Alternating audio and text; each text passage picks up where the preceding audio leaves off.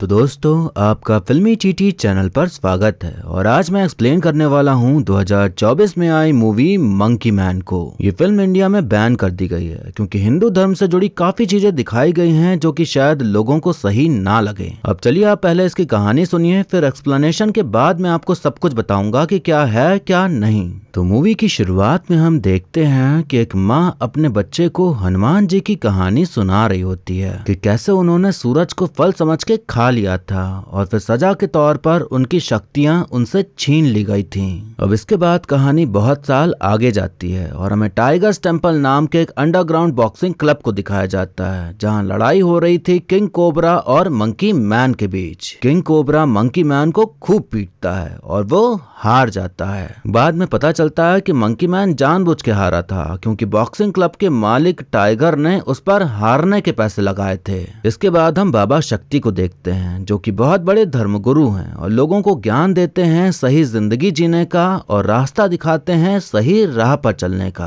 अब इसके बाद हम क्वीनी कपूर नाम की एक औरत को देखते हैं जो कि एकदम हाई फाई वैश्यालय चलाती है जैसे कोई 5 स्टार होटल हो, जिसका नाम था किंग्स। मंकी मैन पहले उसका पर्स चोरी करवाता है और फिर खुद ही देने जाता है तो क्वीनी उसे पैसे देने लगती है तो वो कहता है कि मुझे पैसे नहीं चाहिए, काम चाहिए। क्वीनी कहती है ये अमीरों की जगह है, यहाँ सड़क से उठा के किसी को नौकरी पर नहीं रखा जाता, अपनी सीवी दो या रिज्यूमे दो। मंकी मैन अपना जला हुआ हाथ दिखाते हुए कहता कि ये हाथ मेरे काम कर करके जले हैं और यही मेरी सीवी है, जो काम कोई नहीं करना चाहता वो भी मैं कर सकता हूँ, कृपया करके मुझे नौकरी दे दीजिए। क्वीनी उसके जोश और जज्बे को देख के उसे साफ सफाई का काम दे देती है। हमें बीच बीच में थोड़े बहुत फ्लैशबैक दिखाए जाते हैं जो कि मंकी मैन को याद आता था अपने अतीत के बारे में। उसमें देखने मिलता है एक पुलिस वाला जिसका नाम राणा था और क्वीनी के ऑफिस में उसकी फोटो लगी हुई थी, तो मतलब मंकी मैन किसी मकसद से यहाँ आया है। मंकी मैन किचन में बर्तन धो ही रहा था कि तभी वहाँ अल्फोंसो नाम का एक आदमी आता है जो कि उसका नाम पूछता है तो मंकी मैन उसे अपना नाम बॉबी बताता है। बॉबी उसका असली नाम नहीं था बल्कि डिटर्जेंट की बोतल में लिखे ब्रांड के नाम को अपना नाम बता दिया।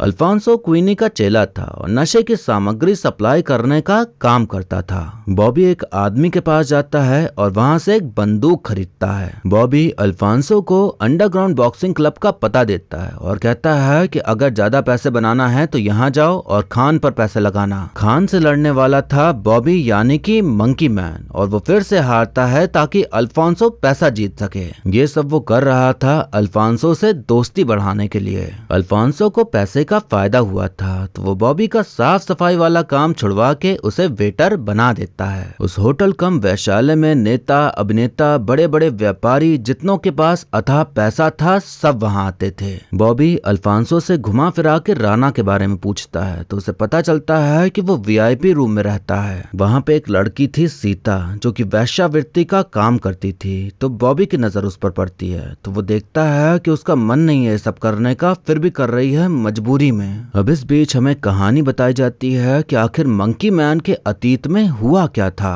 वो एक गाँव में अपने परिवार के साथ रहता था। राणा पुलिस में था तो एक दिन फोर्स लेके आता है पूरा गांव खाली कराने के लिए क्योंकि किसी को उनकी जमीन चाहिए थी। गांव वाले अपनी जमीन नहीं छोड़ना चाहते थे तो राणा ने उन पर हमला कर दिया और गांव वालों के घर जलाकर उन सबको मार डाला। बॉबी हर रोज लड़ने जाता, हारता, पैसे कमाता, फिर उन पैसों से गोलियां खरीदता, फिर निशाना लगाने का अभ्यास करता, फिर किंग्स जाता, काम करता, सीता को देखता, वही सब करते हुए उसे एक कुत्ता मिल गया था तो उसे खाना खिलाता। बस यही सब चल रहा था उसकी जिंदगी में। किंग्स के अंदर जाने से पहले सिक्योरिटी चेक से होके गुजरना पड़ता था तो बॉबी बंदूक लेके नहीं जा सकता था। उसने उस कुत्ते को ट्रेंड कर दिया था तो वो पीछे के रास्ते से उस बंदूक को पकड़ा जाता है। ये काम बढ़िया है भाई। अब अल्फोंसो बॉबी का प्रमोशन करते हुए उसे वीआईपी रूम ले जाता है वेटर के तौर पे और यही तो बॉबी चाहता था। वहाँ राणा भी मौजूद था जो कि नशे की डिमांड करता है तो बॉबी उसे नशीला पदार्थ देता है जिसमें कि उसने कुछ और ही मिलाया था जिसके चलते उसके नाक से खून आने लगता है। राणा बाथरूम जाता है तो बॉबी उसके ऊपर बंदूक तान देता है लेकिन राणा उससे बचते हुए उसे पीटना शुरू कर देता है। राणा और बॉबी में भयंकर तरह से लड़ाई होती है और दोनों बुरी तरह जख्मी जख्मी हो जाते हैं। तभी वहाँ और गुंडे आ जाते हैं तो बॉबी वहाँ से भागने लगता है। उसे अल्फांसो का रिक्शा मिलता है जो कि फर्राटे से चलता था, तो वो उसको ही लेके भागने लगता है। उसके पीछे पुलिस पड़ जाती है, आगे पीछे दाएं बाएं ऊपर नीचे सब जगह से। पुलिस रिक्शा को पलटा देती है और बॉबी को पकड़ने में कामयाब हो जाती है। बॉबी को जब होश आता है तो अपने आप को पुलिस वैन में पाता है बंधा हुआ। वो उन सभी पुलिस वालों को मारते हुए वहाँ से भी भाग निकलता है। उसे लगा कि वो भाग निकलेगा, लेकिन तभी एक स्नाइपर उसे गोली मार देता है और वो नाले में जा गिरता है। मंकी मैन जब होश में आता है तो अपने सामने किन्नर को बैठा देखता है जिसका नाम था अल्फा। उसे जो गोली लगी थी उसे निकाल दिया गया था और उसकी सारी चोटें अब सही हो गई थीं। अल्फा और उसके लोगों ने उसका इलाज करा और कई दिन से मंकी मैन बेहोश पड़ा था और आज जाके उसे होश आया। वो एक मंदिर में था जहाँ शिव पार्वती जी की मूर्ति थी जिसे अर्धनारीश्वर कहते हैं। अल्फा कहती है एक तरफ भक्ति, एक तरफ विनाश, एक तरफ महिला, एक तरफ पुरुष। बहुत लोगों को ये बहुत अजीब लगता है, लेकिन हम किन्नर लोग इसे पूरी तरह से समझते हैं। बाहर तुम्हें पुलिस ढूंढ रही है तो कहीं मत जाओ, यहीं रहो, यहाँ वो लोग नहीं आते। अब हम देखते हैं कि राणा शक्ति के पास जाता है तो शक्ति पूछता कि कौन था वो, तो राणा कहता कि कोई नहीं था, वो कोई बच्चा था जो गटर से आया है, मैं जल्द ही उसे ठिकाने लगा दूंगा। अल्फा मंकी मैन को एक पेड़ के पास ले जाती है और कहते हैं कि माना जाता है कि ये शिव जी द्वारा लगाया गया पेड़ है। अल्फा उस पेड़ की जड़ का एक टुकड़ा तोड़ के कहते हैं कि इसमें शक्तिशाली विष छुपा हुआ है, इसे हम त्रिशूल कहते हैं क्योंकि ये तुम्हें अंदर से काट देगा। केवल एक कमजोर आदमी ही इससे लाभ उठा सकता है, केवल एक मजबूत आदमी ही इससे बच सकता है। क्या तुम तैयार हो? तो मंकी मैन कहता हाँ। अल्फा उस जड़ का पाउडर बना के उसके मुंह पर फूंक देती है। मंकी मैन को असहनीय दर्द हो रहा था, लेकिन वो अपने अंदर एक अलग ही शक्ति महसूस कर पा रहा था। वो हनुमान जी की तरह अपने सीने को चीर देता है और अपनी माँ की मृत्यु के आघात का सामना करने में सक्षम हो जाता है। अब हमें दिखाया जाता है कि उसकी माँ की मौत कैसे हुई थी।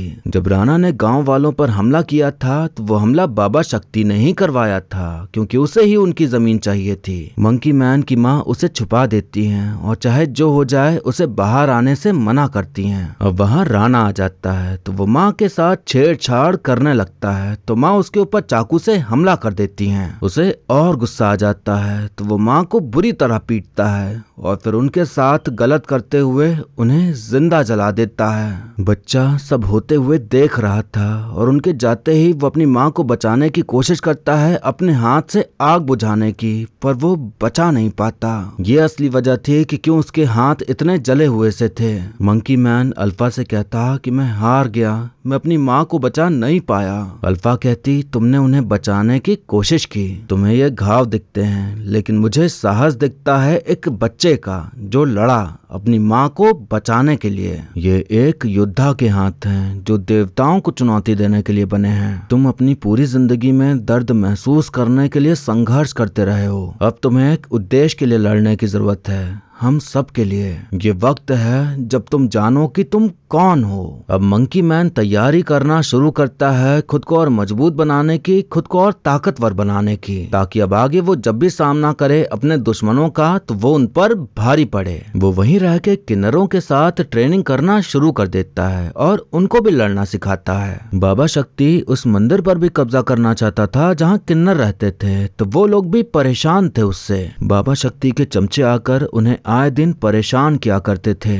अगर उनके पास पैसे होते तो शायद वो लोग गुंडों को घूस खिला के बच जाते, पर उनके पास कुछ नहीं था। मंकी मैन सोचता है कि अब वो उनके लिए पैसे कमाएगा। वो फिर से बॉक्सिंग क्लब जाता है और वहाँ फाइट करता है, लेकिन इस बार हारने के बजाय जीतता है। वो एक दो मुक्के में ही सबको ढेर करे दे रहा था, तो अब तक जो उसे नाकारा समझते थे उसका नाम लेने लग जाते हैं। फाइट करके मंकी मैन खूब पैसे कमाता है और सारे पैसे वो किन्नरों को दे देता है ताकि वो अपनी जिंदगी में कुछ सुधार ला सके, आगे बढ़ सके, कुछ अच्छा कर सके।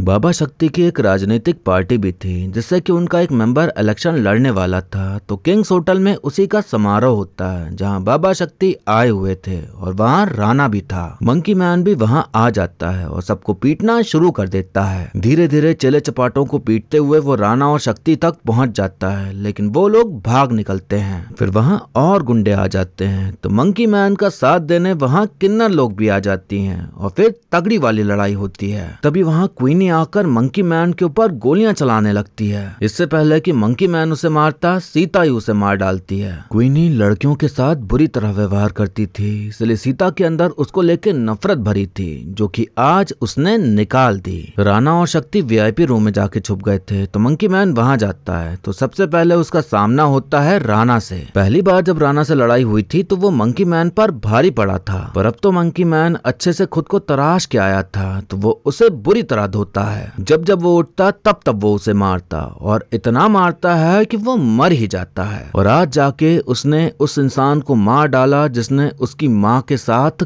गलत किया था। फिर इसके बाद वो बाबा शक्ति के पास जाता है, तो शक्ति अपनी बातों से उसे रिझाने की कोशिश करता है कि ये सब खून खराबा मत करो। वो ज्ञान देते देते मंकी मैन पर हमला कर देता है, पर मंकी मैन जख्मी होने के बावजूद उसका खात्मा कर देता है। उसने पूरी तरह से अपनी माँ के हत्यारों को मार डाला। उसे वो प्रार्थना याद आती है जो बचपन में उसकी माँ ने सिखाई थी हनुमान जी की। जख्मी हालत में वो भी वहीं बेहोश हो जाता है, और फिर इसी कहानी के साथ ये मूवी यहीं पर खत्म हो जाती है। तो दोस्तों, हमने देखी एक ऐसी कहानी जहां एक बच्चा बड़ा होता है गरीबी में, फिर खुद को मजबूत बनाता है अपनी माँ की मौत का बदला लेने के लिए। कहानी कोई बहुत नई नहीं है, इस तरह की कहानी हम कई सालों से देखते आ रहे हैं, लेकिन इसमें थोड़ा हॉलीवुड स्टाइल में दिखाया गया है, जिसमें कि अच्छा एक्शन है, अच्छी लाइटिंग है, अच्छा बैकग्राउंड म्यूजिक है, तो देखने में सब बढ़िया सा लगता है। देखने में तो बढ़िया था, पर फिर भी कहानी में दम नहीं था, जिसके चलते मैं फिल्म से और फिल्म में मौजूद किरदारों से कनेक्ट नहीं हो पाया। किसी एक का दुख हो तो कनेक्ट हो भी जाओ, लेकिन इसमें ऐसा दिखाया गया है कि सब दुखी ही हैं। फिल्म में दो ही दुनिया है, एक दुनिया जहां एकदम गरीब लोग हैं जो बहुत परेशान हैं गरीबी से और उन्हें दबा के रखा जाता है, और दूसरे हैं बहुत अमीर लोग जो कि बस बुरा काम ही करते हैं, अपनी अमीरी का गलत इस्तेमाल करते हैं। मतलब फिल्म में नॉर्मल इंसान तो है ही नहीं, कहीं दिखे ही नहीं नॉर्मल लोग जो ऑफिस जाते हैं, जो काम पे जाते हैं। इसमें या तो वो लोग हैं जो दुखी हैं, या तो वो लोग हैं जो दुखी करते हैं। जब भी हॉलीवुड वाले इंडिया को दिखाते हैं तो उन्हें पता नहीं बस गरीबी ही दिखाई पड़ती है और कुछ उन्हें दिखता ही नहीं है। माना कि गरीबी है, लोगों के साथ गलत हो रहा है, पर सब कुछ एक फिल्म में दिखा देने पर आपको ओवर फील होने लगता है, और वो चीज आपके मन में खटकने लगती है, कितना भी नहीं है जितना दिखा रहे हो। फिल्म में हिंदू धर्म के भगवान की काफी चर्चा हुई है, खासकर हनुमान जी की। मंकी मैन हनुमान जी से काफी इंस्पायर हुआ, तो जब वो बड़ा हुआ तो उसने वानर जैसा ही मुखौटा पहना। उसके अंदर भी आग थी बुरे लोगों को खत्म करने की। बुराई से भिड़ने के पीछे एक औरत ही वजह थी, उसकी माँ। जैसे हनुमान जी सीता माँ के लिए रावण से भिड़ गए थे, वैसे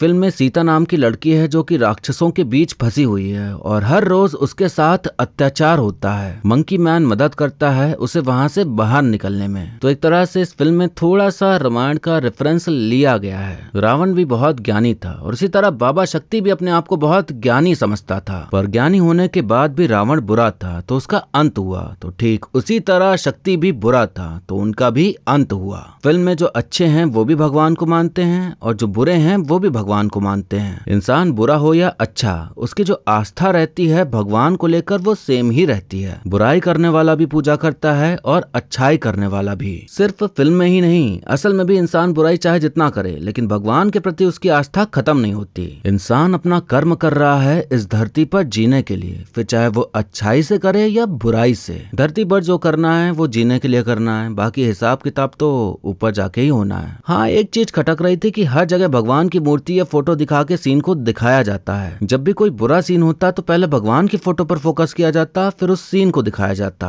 अब इससे तो दो ही बातें समझी जा सकती हैं। पहले ये कि ऊपर वाले पे मानते सब हैं, पर उसकी बातों को नहीं मानते और बुरा काम करते हैं। और दूसरी बात वो है जो लोगों का कहना है कि फिल्म में हिंदू धर्म को गलत तरीके से दिखाया गया है। बुरे लोगों को हिंदू धर्म को मानने वाला बनाया गया ताकि सब सोचें कि इस धर्म में सब ऐसे ही होते हैं। तो अब मेरे और आपके ऊपर है कि आप कौन सी सोच के साथ चलना चाहेंगे, पहली वाली या फिर दूसरी वाली। वैसे एक और चीज हम समझ सकते हैं कि शायद ये भी दिखाने की कोशिश की गई कि भगवान हर जगह है पर बुराई होने से नहीं रोक पा रहे, उनकी मौजूदगी में भी लोग गलत काम कर रहे हैं। ये मेरी नहीं, डायरेक्टर राइटर की सोच लग सकती है अगर आप इस फिल्म को देखेंगे तो। मतलब एक तरह से फील होता है जैसे नेगेटिव वे में दिखाया गया हो सब कुछ। ये फिल्म भारत में रिलीज नहीं हुई और जब आप फिल्म देखेंगे तो आप समझ जाएंगे कि क्यों नहीं रिलीज हुई। जो विदेशी हैं उन्हें तो फिल्म पसंद आ ही रही है, पर इंडिया में में इसे ज्यादा पसंद नहीं किया जाएगा क्योंकि काफी सीन्स हैं जिससे लोग ऑफेंड हो सकते हैं। Cinematography, direction, BGM, acting, colour grading, action, editing सब कुछ बढ़िया है और एक फिल्म में यही सब देखा जाता है। विदेशियों ने यही देखा और उन्हें अच्छा लगा,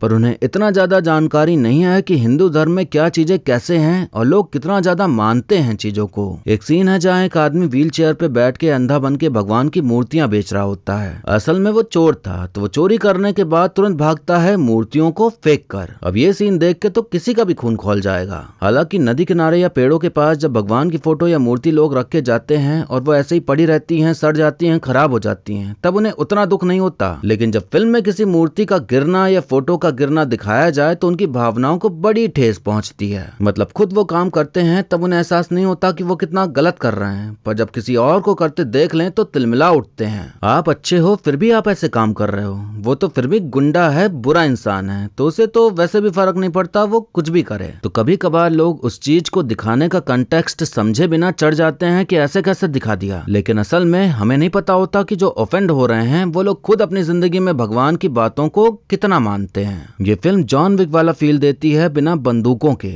और एक सीन है जहां जॉन विक की बात भी हुई है। जब मंकी मैन बंदूक खरीदने जाता है तो डीलर उसे एक बंदूक पकड़ाता है ये कहते हुए कि ये जॉन विक फिल्म वाली बंदूक है। तो हाँ, यहाँ पे जॉन विक का थोड़ा बहुत रेफरेंस दिया गया है। एक्शन सीक्वेंसेस द रेड और ओंग बाक मूवी से इंस्पायर्ड लगते हैं। मतलब ये फिल्म बहुत सारी फिल्मों का मेल मिलाप है, ऐसा फील होगा आपको। इस फिल्म का जब ट्रेलर आया था तो मैं बहुत उत्साहित था इसे देखने के लिए, लेकिन देखने के बाद मुझे उतना मजा नहीं आया जितना मजा आने का सोचा था। ये मूवी एक बार देखने के बाद दोबारा देखने की इच्छा नहीं जागेगी। अगर देखना है तो सिर्फ देव पटेल के लिए देखी जा सकती है, जिन्होंने इस फिल्म को डायरेक्ट भी किया है, एक्ट भी किया है और को प्रोड्यूसर भी हैं। इसमें कोई दो राय नहीं कि उन्होंने बहुत मेहनत करी है इस फिल्म को बनाने में, जो कि हमें देखने भी मिलता है फिल्म को देखकर। लेकिन फिल्म में कुछ बातें हैं, कुछ सीन्स हैं जो इंडिया में कई लोगों को सही नहीं लगेंगे, जिसके चलते फिल्म से कनेक्ट होना मुश्किल होगा और मूवी देख के आप सेटिस्फाई नहीं होंगे अच्छी होने के बाद भी। अब वीडियो यहीं पर खत्म होता है, लेकिन जाने से पहले आप बताइए कि आपको मूवी की कहानी और मेरा एक्सप्लेन करना कैसा लगा। आप वीडियो को लाइक या डिसलाइक करके भी अपनी प्रतिक्रिया दे सकते हैं। ऐसे ही अच्छी मूवीज के एक्सप्लेनेशन देखने के लिए आप हमारे चैनल को सब्सक्राइब कर लीजिए, ताकि नया वीडियो आते ही आप तक खबर पहुंच जाए। अगर आपको कुछ पूछना है, कुछ बताना है या कुछ भी बात कहनी है तो आप मुझे इंस्टाग्राम पर मैसेज कर दीजिए, वहां आप मुझे फॉलो कर लीजिए, मैं आपको रिप्लाई जरूर करूंगा। बाकी मिलते हैं अब अगली वीडियो में, तब तक के लिए टाटा, बाय बाय और नमस्ते।